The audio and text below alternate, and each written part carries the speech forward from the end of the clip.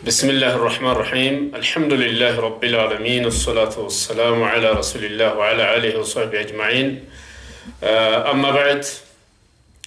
ودت كبرات الموجة فضل يوم عرفة يا عرفة كان يالو ترفات ينقوا زتن يوكن مالتنا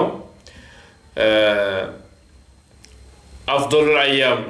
أنه أفضل الأيام كقناتو كل بلاجو يوم عرفة أنه يوم إكمال الدين وإتمام النعمة الله جل وعلا دين ملابت سقاون ملابتنا جاء رجل من اليهود لعمر وقال يا أمير المؤمنين عند أيهود متانا عمر بن الخطاب رضي الله عنه نالاتشو أنتو يا مؤمن وشماري هوي لو أن علينا نزلت هذه الآية اليوم أكملت لكم دينكم وأتممت عليكم نعمتي ورضيت لكم الإسلام دينا إنه بزاري وكان ديناتشون والله اللاتشو ديناتشون والله اللاتشو سقانم والله اللاتشو لأن أنت كايمانوت إسلام ودر كلاتشو يميلو يتشي قرآن انقص بنيا بايهودوش لاي بتورد نورو የበዓል ቀን አድርገን እናሳልፋት ነበር ያችን ቀን አለ አይሁድ ማለት ነው ዑመር ምን ያሉ እኛኮ የወረደችበትን ቀን እናውቃለን ጁሙዓ ቀን ነው የወረደችው እንደዚሁም ደግሞ የዓረፋ ቀን ነው ስለዚህ ትልቅነቷን ነው የሚያሳየው እና የውም ዓረፋ የዓረፋ ቀን በጣም ትልቅ የሆነ በጣም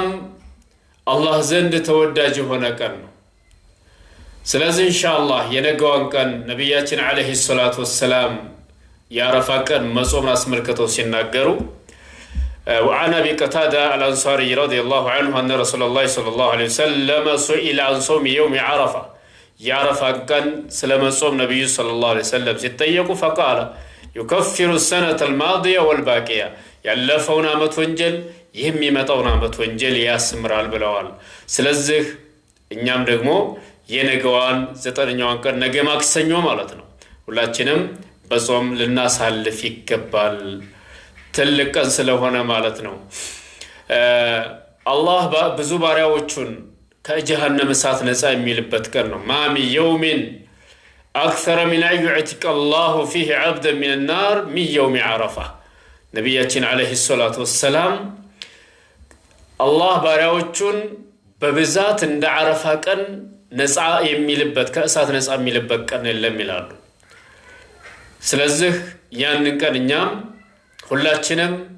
ሐጅን እንኳን አላህ ባይወፍቀን ሐጅን አላህ ያልወፈቀን ሰው ደግሞ እንዲወፍቀን ዱዓ ያደረግን በዓረፋ ቀን ሁላችንም ወደ አላህ ዱዓ ማድረግ ይኖርብናል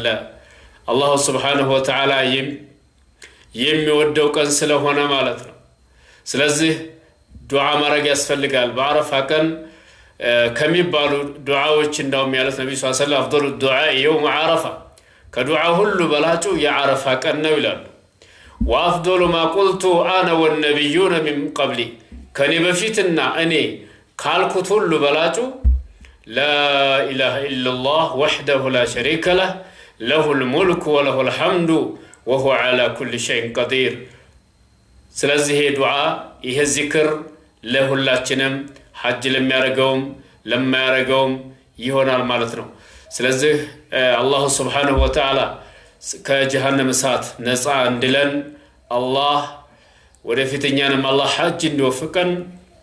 ዱዓ ያደረግን የነገዋን የዓረፋን ቀን